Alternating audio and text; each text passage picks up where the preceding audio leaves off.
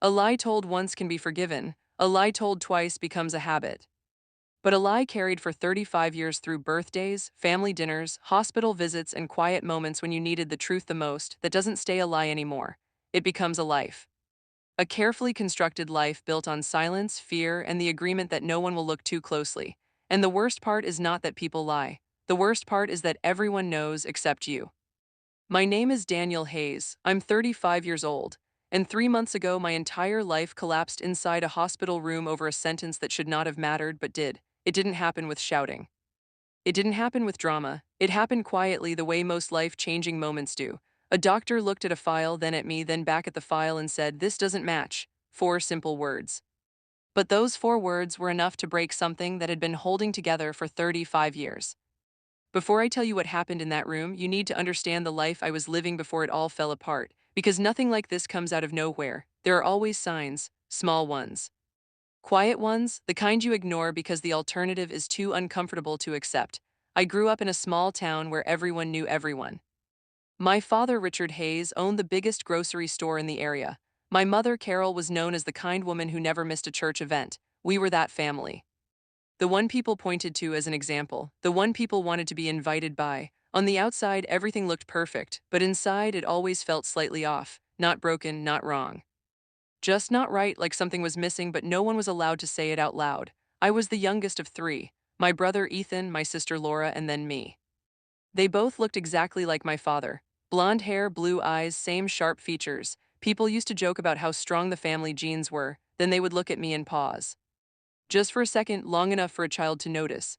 I had dark hair, almost black, dark brown eyes, nothing like anyone else in the house. When I was 12, I asked my mother why I looked different. She smiled immediately, like she had been waiting for that question. "You take after my aunt," she said. She had dark features too. It was such a smooth answer, so quick, so confident, and at 12 years old you don't question answers like that. You accept them because believing is easier than doubting, but even when you believe something inside you remembers. I wasn't treated badly, that's the strange part. There was no obvious cruelty. No clear rejection, but there was distance. My father was always closer to Ethan and Laura. He went to their school events, their games, their celebrations. When it came to me, he showed up sometimes, but not really. He would sit quietly, leave early, say he had work. I told myself he was busy. I told myself he just wasn't emotional. That's what you do when you love someone who doesn't fully show up. You create reasons for their absence so you don't have to face the truth. Years passed like that. I grew up, went to college, built a career, got married, got divorced. Life moved forward the way it does. Not perfect, not terrible, just normal. But that feeling never left.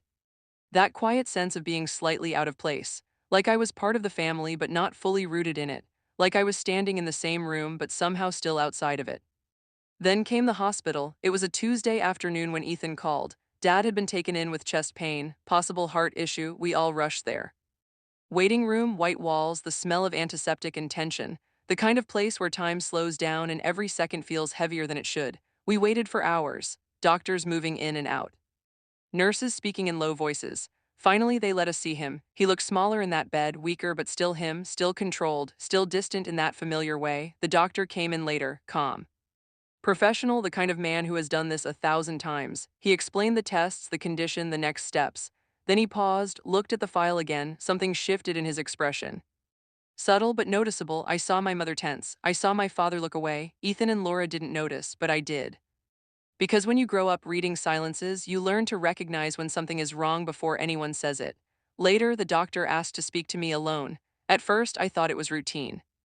Maybe something about family history, maybe something about blood type, nothing unusual. But the moment we stepped into that hallway, I knew something wasn't right. He held the file in his hand like it didn't belong there, like something inside it was out of place. "Are you sure Richard Hayes is your biological father?" he asked. For a second, I actually laughed. Because it sounded ridiculous, like a mistake, like something that happens in movies, not real life. But he didn't laugh, he didn't correct himself, he just waited, and that's when the fear started. Not loud, not dramatic, just quiet and cold, spreading slowly inside my chest. "There are inconsistencies in the genetic markers," he said. "They don't match." I didn't respond immediately. Because my brain refused to process it, it searched for alternatives. Lab error, file mix-up, wrong patient, anything that made more sense than what he was suggesting.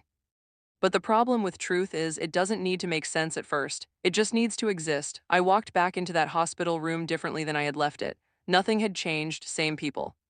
Same space, same silence. But now I was seeing everything through a different lens. And once you start seeing things differently, you can't go back. I looked at my father, really looked at him. The way you look at someone when you're trying to find something you've missed your entire life. And for the first time, I noticed it clearly, the distance, the hesitation. The absence that had always been there but never explained. I looked at my mother. She wouldn't meet my eyes. That was the moment I knew. Not because anyone said it, not because there was proof, but because silence has a language of its own. And in that moment, it was louder than anything anyone could have said. I didn't confront them there. I didn't ask questions, not yet. Because some truths are too big to face in public spaces. They need quiet, they need time, they need a moment where everything else disappears, so I waited. But inside me, something had already broken. Or maybe something had finally woken up. And once it wakes up, there's no putting it back to sleep. I didn't confront them that day, not in the hospital. Not in front of doctors, machines, and strangers. Some truths don't belong in public. They need space to breathe, they need silence. And more than anything, they need you to be ready. I wasn't ready yet, but something inside me had already shifted. The kind of shift you can't undo. The kind that changes how you see everything, even the past. That night, I couldn't sleep. I lay in bed staring at the ceiling, replaying the doctor's words over and over again. They don't match. 4 words that refused to leave my head. I picked up my phone around 2 a.m. and searched something I never thought I would search. DNA test kit near me. It felt ridiculous, extreme, almost dramatic, but at the same time it felt necessary. Like the only way to silence the noise in my head was to replace it with something undeniable, something real. The next morning I ordered the test. I didn't tell anyone, not Ethan, not Laura. Not my parents, because deep down I already knew. I just needed proof. And there's something strange about that moment when you already know the truth but still chase confirmation. It's not about discovering something new, it's about giving yourself permission to believe what you've always felt. The kit arrived 3 days later. A small box, light, ordinary. Nothing about it suggested that it had the power to change a life. I sat at my kitchen table staring at it for almost 20 minutes before opening it. My hands weren't shaking. That's the part that scared me the most. I was calm, too calm, the kind of calm you get before something irreversible. I followed the instructions, simple steps, swab, seal, send, done. And then I waited. Waiting is the hardest part, because your life continues like normal on the outside, but inside, everything is suspended. Every conversation feels different. Every memory starts to shift. You begin to re-examine things you never questioned before, like the time my father forgot my birthday. I was 14. Ethan got a watch that year. Laura got a necklace. I got a late happy birthday 2 days after. He said he had been busy. I believed him, or at least I told myself I did, or the fishing trips. Every summer, Ethan and Laura went with him. I asked once, just once. He said the boat was full. Years later, I saw that same boat with 5 seats. There was always room. I used to think those moments were random, small things. Now they felt like pieces of a pattern I had been ignoring my entire life. 2 weeks later, the results came in. I didn't open them immediately. I sat there with my laptop open, staring at the notification like it was something alive, something waiting. My heart was steady, again that same calm, and I realized something in that moment. I wasn't afraid of what I might find, I was afraid of what it would confirm. Finally, I clicked. The page loaded slowly, too slowly, and then there it was, Ethan Hayes 50% match. Laura Hayes 50% match. Relationship, half siblings, half. I stared at that word for a long time, half not brother, not sister, half. A single word that redefined 35 years of relationships. Then I looked further down. Richard Hayes, no match, no match. There was no confusion this time, no doubt, no possibility of error, just a clear, undeniable truth sitting in front of me. The man I had called Dad my entire life wasn't my father, and then I saw the name. Daniel Mercer, 99.9% match. Predicted relationship, parent. I had never heard that name before, not once. Not in passing, not in stories, not in arguments, nothing. And yet, according to science, according to DNA, according to something that cannot lie, this man was my father. I leaned back in my chair and just sat there. No tears, no anger, not yet, just silence. Because when something this big happens, your brain doesn't react immediately, it pauses. Like it's trying to protect you from the full impact, but eventually it hits. And when it does, it hits all at once. 35 years of memories started rearranging themselves in seconds. Every moment with my father, every explanation my mother gave, every time something felt off but I ignored it. It wasn't random, it was real. I closed the laptop. And for the first time since the hospital, I knew exactly what I had to do. That evening I went to my parents' house. I didn't call ahead, I didn't plan what I would say. Because there are moments in life where planning doesn't matter, the truth speaks for itself. My mother opened the door. She smiled when she saw me, that same familiar smile, warm, controlled. Perfect, Daniel, I wasn't expecting you, she said. I didn't smile back. Is he home? I asked. She hesitated just for a second. That was enough. Yes, she said. I walked past her into the house. Everything looked the same furniture, same pictures on the wall, same life, but now it all felt staged, like a set, like something built to look real from a distance. My father was sitting in the living room. He looked up when I entered, and in that moment something passed between us, something unspoken, recognition. He knew. I didn't say anything at first. I just stood there looking at him, trying to see him not as my father but as a man, just a man. How long? I asked. My mother stepped in behind me. Daniel, what are you talking about? I didn't look at her. How long have you known? I repeated, silence, heavy, thick, suffocating. My father looked down at his hands. That test was right, wasn't it? I said, my mother's voice cracked slightly. What test? I turned to her. The DNA test, Mom. That was it. That was the moment everything broke. Her face changed. Completely, the confidence, the control, the perfect composure gone. She sat down slowly like her legs couldn't hold her anymore. I can explain, she said. No, I replied. Just answer the question. Another pause, and then my father spoke. I've known since before you were born. The words landed like a punch, not loud, not dramatic, just final. My mother started crying. Not softly, not quietly, but it didn't feel like guilt. It felt like exposure, like someone who had been hiding something for too long and finally got caught. It was a mistake, she said. It just happened. Stop, I said, because I didn't want a story. I wanted the truth. And for the first time in my life, I wasn't going to accept anything less. Who is he? I asked. Silence again. His name is Daniel Mercer, my father said quietly. I almost laughed at that. Same name, same identity. A man I had never met, and somehow I was already connected to him in the most fundamental way possible. When? I asked. My mother wiped her tears. You were conceived when your father was away on business, she said. Not your father. She corrected herself too late. Richard was gone for 2 months. I was alone. I was young. I didn't think. You didn't think for 35 years. I said. That hit her hard. I was going to tell you, she said quickly. When? I asked. When I was 10, 20, 30. Or never, she didn't answer, because we both knew the truth. Never. My father stood up slowly. I stayed, he said. I looked at him. I could have left. I had every reason to leave. But I stayed. I nodded slightly. And you made sure I knew I didn't belong every single day, I replied. That hurt him. I saw it, but it was true. I tried, he said, 3 words. I tried, and somehow that was worse than anything else, because it meant he knew every moment, every missed birthday, every ignored invitation, every distance. It wasn't accidental. It was intentional. I didn't need you to try, I said quietly. I needed you to be honest. No one spoke after that. There was nothing left to say. Because the truth had finally done what it always does, there was nothing left to say after that. Not in that house. Not between those walls that had held a lie for 35 years. I didn't yell. I didn't break anything. I just walked out, because sometimes walking away is louder than anything you could say. The night air felt different, heavier but clearer. Like something toxic had finally been removed, even if it left a wound behind. I sat in my car for a long time, hands on the steering wheel, staring at nothing. My phone was in my pocket. And for the first time, I knew exactly what I had to do next. I went home. I didn't turn on the lights. I didn't sit down. I just walked straight to my laptop and opened the DNA results again. Daniel Mercer, a name that had meant nothing a few hours ago and now meant everything. There was a message option next to his profile, a simple button. Contact? I stared at it longer than I want to admit, because pressing that button wasn't just sending a message. It was stepping into a completely unknown life. It was risking rejection. Disappointment, or worse, indifference. I opened the message box, typed something, deleted it, typed again, deleted that too, because how do you introduce yourself to someone who might be your father? What words even make sense in a situation like that? Eventually, I stopped trying to sound perfect and just wrote the truth. Hi, my name is Daniel Hayes. I recently took a DNA test, and it shows that you may be my biological father.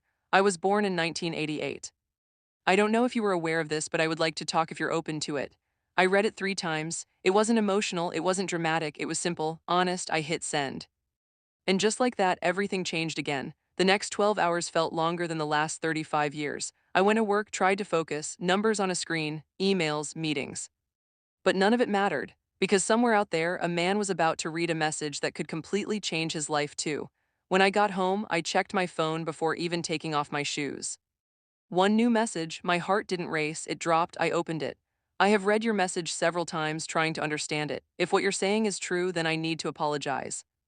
Because I didn't know, I truly didn't know. Yes, I would like to talk. Please call me when you're ready. I sat down slowly. I didn't know. 3 words, 3 simple words. But they meant everything, because for 35 years, everyone in my life who mattered knew, and the one person who had the most right to know didn't, and he was the only one who apologized. I read that message over and over again, not because I didn't understand it, but because I did, completely. The next day I called him, it rang twice. Hello, his voice was calm, older, steady. Daniel, he asked. He said my name carefully like it was something fragile. Yes, I replied. There was a pause, not awkward, just heavy. I don't know where to start, he said. Neither do I answered, and somehow that made it easier. We talked for almost an hour, not in a dramatic, emotional way, not with accusations or anger. Just two people trying to understand something that should have been known decades ago. He told me his side. In 1988, he had a brief relationship with a woman named Carol, my mother. He said she stopped responding suddenly. No explanation, no closure. He assumed she moved on. He moved on too. Built a life, got married, had a daughter, a normal life, a complete life. Except it wasn't complete, not really, because there was a missing piece neither of us knew existed. I would have been there, he said quietly. If I had known, I would have been there. And I believed him, not because I wanted to, but because something in his voice felt real in a way I had never heard before. We didn't rush anything. We didn't make plans immediately, because some relationships don't need to be forced. They need to grow, slowly, naturally, honestly. A week later we met, a small cafe, neutral ground. Public enough to feel safe, private enough to matter. I saw him before he saw me, sitting at a table by the window, and the first thing I noticed was my reflection. Same eyes, same posture. Same way of holding his hands. It was like looking into a version of myself that had lived a completely different life. I walked over, he stood up, we didn't hug immediately. We just looked at each other, trying to process something that words couldn't explain. You look exactly how I imagined you would, he said. I almost smiled. I didn't imagine you at all, I replied. But somehow you still make sense. We sat down, talked not about the past too much, but about everything else. Life, work, small things, normal things. And for the first time in a long time, nothing felt forced. Nothing felt distant, it was just real. Over the next few months, we built something, not trying to replace the past. Not trying to fix what was broken, just creating something new, something honest. My relationship with my family changed too. Ethan and Laura reached out, not immediately, but eventually. Because the truth doesn't just affect one person, it shakes everything. My mother tried to explain again, sent messages, called, even wrote a letter, pages of explanations, fear, loneliness, regret. But still not a single I'm sorry. And that told me everything I needed to know, because an explanation without an apology isn't accountability, it's defense. My father, Richard, never called. Not once, and surprisingly, that didn't hurt as much as I thought it would, because I finally understood something. He wasn't my father, not really. He was a man who stayed but never accepted. And there's a difference. 6 months later, I stood in my apartment looking at two photos, one from my childhood, a perfect family picture, smiles, matching outfits, everything in place. And one taken just a week ago. Me and Daniel Mercer, standing side by side, no perfect pose, no forced smiles, just two people finally standing in the truth. And for the first time in my life, I didn't feel out of place. I didn't feel like I was standing at the edge of something. I felt centered, complete, not because everything was fixed, but because everything was real. My name is Daniel Hayes, I'm 35 years old. I spent my entire life living inside a story that wasn't fully mine. And it took one moment, one truth, to finally understand who I am. If you were sitting at that table, would you have asked the question, or would you have stayed silent? Tell me in the comments. And if this story made you feel something, stay with me, because sometimes the truth doesn't destroy your life. Sometimes it finally gives you one, it destroyed the lie.